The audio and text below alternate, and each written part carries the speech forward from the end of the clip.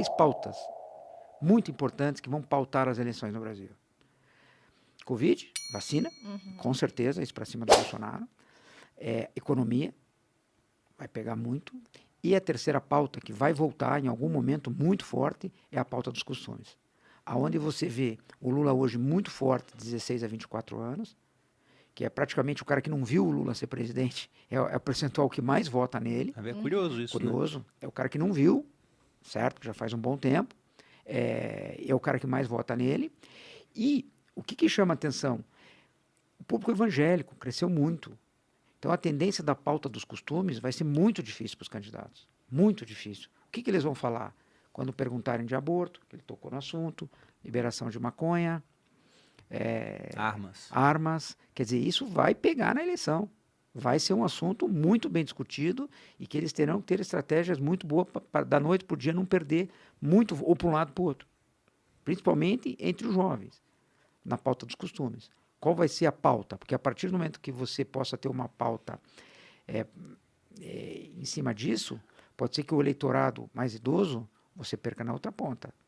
Então vai ser um conflito. E a tendência é que essa pauta venha forte também. Como é que estão os números das últimas pesquisas? Você tem como dar uma pincelada para a gente? Hoje, na verdade, assim, pelos números que a gente tem, que eu acredito, você pega o Lula de 40 a 44.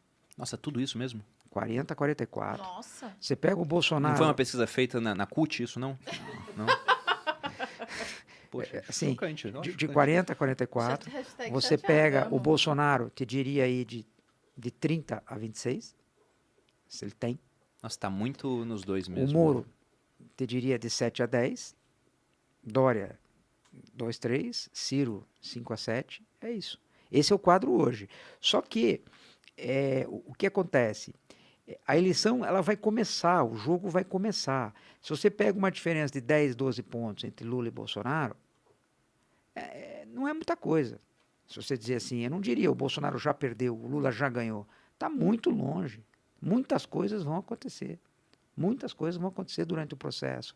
E o Lula também, ele vai ter que pôr a cara. Ele está numa situação muito boa que hoje ele não precisa vir aqui. Um exemplo. Ele pode dizer... Está convidado, inclusive. Isso, um exemplo. Mas ele se dá o direito de falar menos, porque ele está pontuando. Sim. A partir do momento que ele passa a ser mais atacado, porque em algum momento o Lula permanecendo na frente, a tendência é que os 3, 4 lá de baixo mirem ele.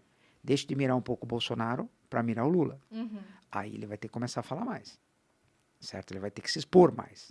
Certo? E principalmente, qual vai ser a posição, como o eleitor vai ver o debate, as entrevistas, os ataques entre Moro e Lula.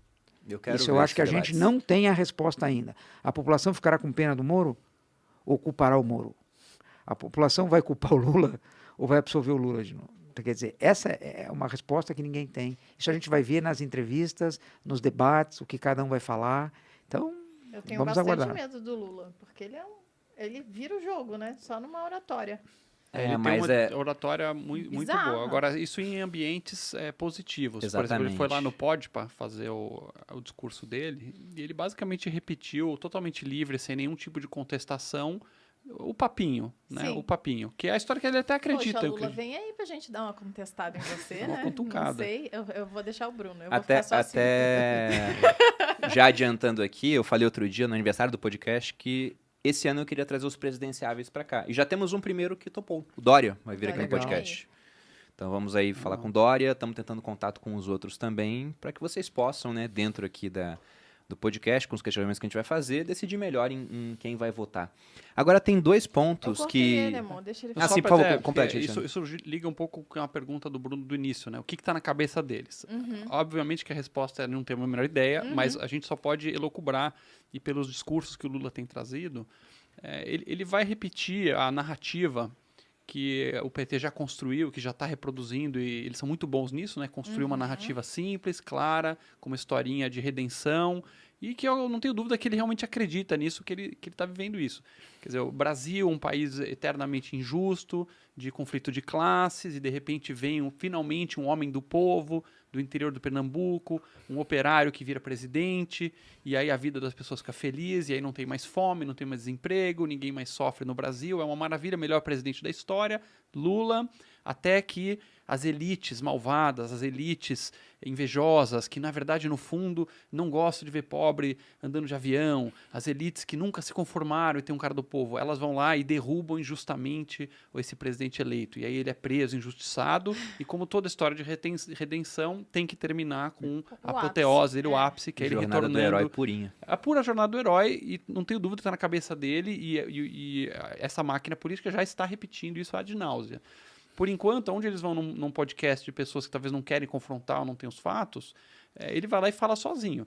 Agora, quando você começa a colocar, opa, tá vendo essa Dilma aqui, que você sumiu, né? Você lembra quem é essa mulher aqui? Maior exército de desempregados da história do Brasil, maior inflação dos últimos 20 anos, corrupção e aqui. veio da sua saia, olha que coisa. Não, aí a gente Então você começa a cutucar e isso vai machucar um pouco essa narrativa. Vamos fazer que nem o 984. Dilma? Quem é Dilma? Foi vaporizada da história do PT, Sumiu. né?